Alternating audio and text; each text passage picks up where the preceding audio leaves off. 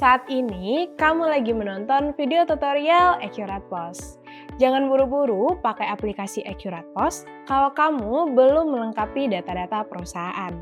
Di tahap awal pembuatan data usaha, kamu wajib langsung melengkapi data perusahaan seperti rekening bank, barang dan jasa, karyawan, dan pengaturan outlet pos sebagai syarat utama untuk memulai transaksi.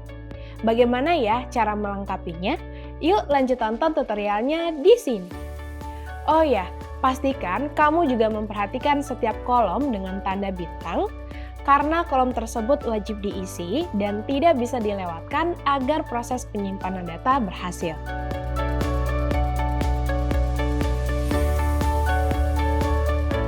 Mari buka menu pendapatan dan biaya, lalu pilih akun perkiraan untuk membuat akun perkiraan kas dan bank.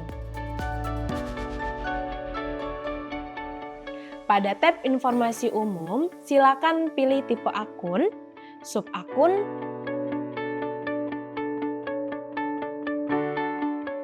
kode perkiraan, nama akun, dan seterusnya. Pastikan kolom yang memiliki tanda bintang diisi terlebih dahulu karena merupakan informasi wajib. Lanjut ke tab saldo dan pilih cabang, masukkan nilai saldo awal dan tanggal. Kemudian di tab lain-lain, kamu bisa menambahkan catatan apabila diperlukan dan mengatur akses pengguna. Jika semua tab sudah dilengkapi, klik simpan.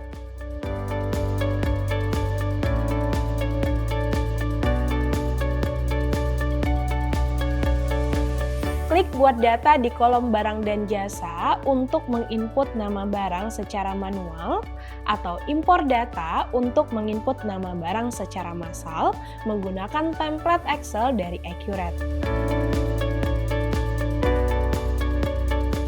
Setelah klik buat data, kamu perlu mengisi tab umum. Isi terlebih dahulu semua kolom yang bertanda bintang ya, agar data barang bisa disimpan dengan benar. Mari kita mulai dari nama barang yang kamu perjualbelikan.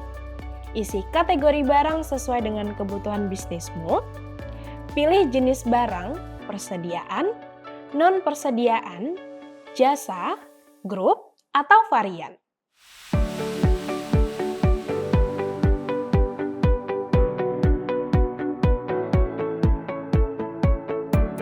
Aktifkan kode barang jika kamu mau kode barang dibuat secara otomatis oleh sistem, atau nonaktifkan jika perusahaan kamu sudah memiliki pengaturan kode SKU sendiri.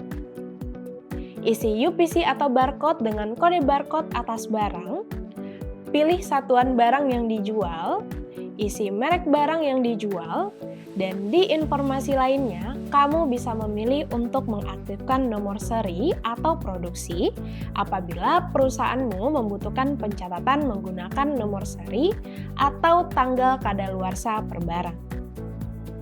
Selanjutnya, buka tab penjualan atau pembelian. Di sini, kamu akan diminta informasi penjualan, pembelian, dan pajak. Pada informasi penjualan, isi default diskon dengan persentase diskon yang berlaku di setiap transaksi. Lalu, isi default harga jual per satuan barang untuk memudahkan proses input transaksi.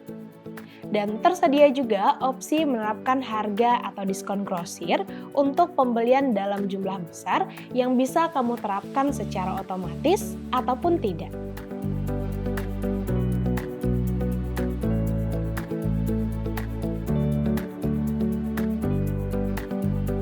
Berikutnya, di informasi pembelian, silakan isi nama pemasok utama, pilih satuan beli barang sesuai nama satuan barang yang sebelumnya sudah diinput, kemudian harga beli yang bisa kamu isi dengan default harga beli per barang untuk mempercepat proses input transaksi pembelian ke depannya. Tetapkan minimum beli barang kepada pemasok jika ada, dan batas minimum stok yang akan membantu kamu memantau jumlah stok apabila sudah menipis. Pada bagian pajak penjualan dan pembelian, silakan isi referensi kode pajak dari Direktorat Jenderal Pajak untuk mengupload e-faktur ke PJAP, atau mengimpornya ke website CTAS. Lanjut isi PPN dengan jenis pajak yang berlaku saat transaksi pembelian atau penjualan yang sifatnya melekat pada barang atau jasa. Sekarang, mari kita melengkapi tab stok dengan klik tombol tambah untuk memasukkan stok awal. Isi lokasi gudang tempat barang tersedia, isi tanggal stok awal persediaan berdasarkan tanggal cut-off, isi kuantitas dengan saldo awal atau persediaan barang per cut-off, serta satuan yang digunakan.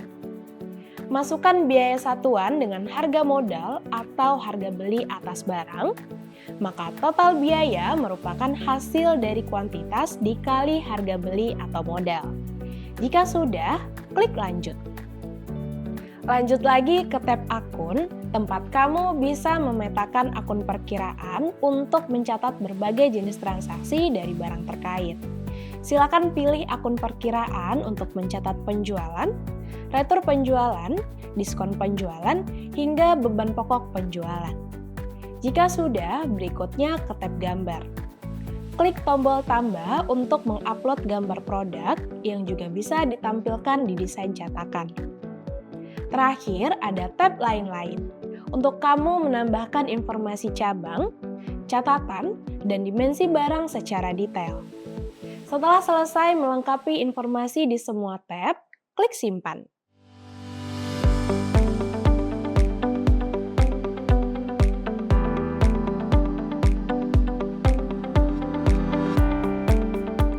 Untuk membuat data karyawan, ada dua cara yang bisa kamu pilih, yaitu cara manual dengan klik buat data, atau cara praktis dengan impor data secara massal menggunakan template Excel yang telah disediakan Accurate. Di tutorial ini, kami akan menunjukkan cara membuat data karyawan secara manual. Setelah klik buat data, kamu akan diminta untuk melengkapi tab karyawan dengan wajib mengisi nama lengkap dan informasi pendukung lainnya. Jangan lewatkan kolom dengan tanda bintang ya, karena wajib diisi sebelum data karyawan disimpan.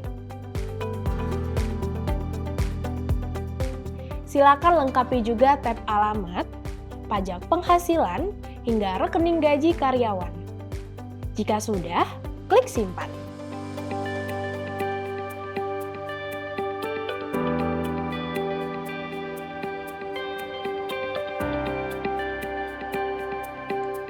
Klik buat data untuk menambahkan informasi outlet POS agar Accurate POS yang akan digunakan pada device kasir dapat dioperasikan.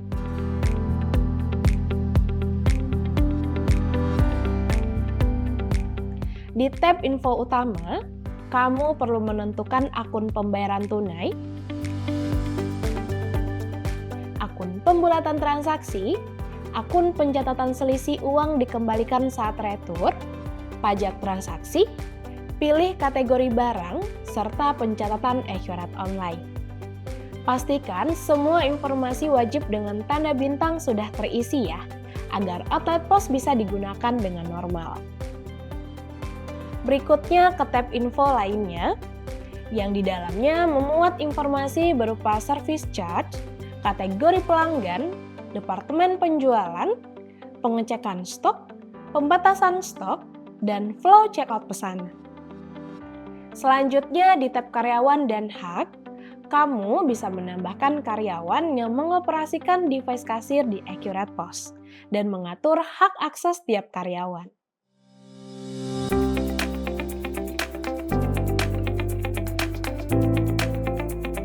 Kemudian di tab akun dan pembayaran, untuk menambahkan informasi pilihan pembayaran non-tunai di outlet atau cabang yang menggunakan Accurate POS.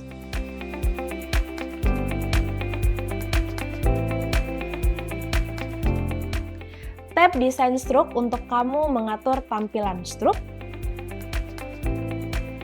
sosial media, dan banyak pengaturan tampilan cetak lainnya yang bisa disesuaikan dengan kebutuhanmu.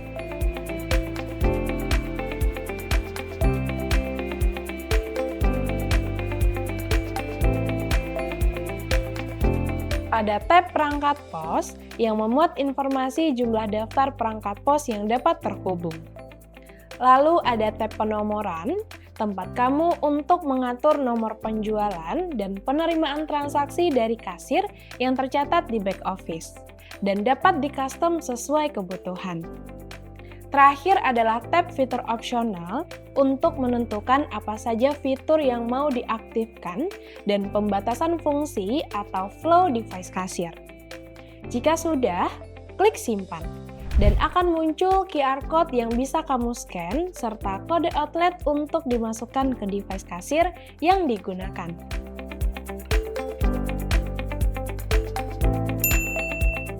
Selamat! Setelah melengkapi 4 data perusahaan tadi, Accurate POS di device kasir kamu sudah siap digunakan. Tunggu apa lagi? Silakan nikmati kemudahan operasional toko bersama Accurate POS sekarang. Kalau kamu butuh bantuan lebih lanjut seputar fitur, temukan tutorialnya hanya di channel Accurate Official atau akses artikel panduan selengkapnya di help.accurate.id. Sampai bertemu lagi di video tutorial berikutnya.